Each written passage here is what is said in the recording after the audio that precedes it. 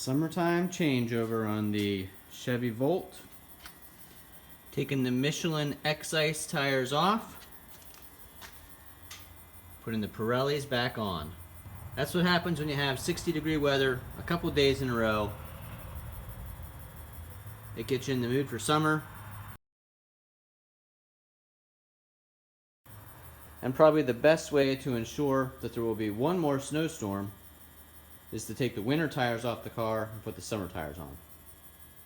If you like videos about cars, Jeeps, trucks, tractors, chainsaws, firewood, log splitters, click that subscribe button to Purple Collar Life.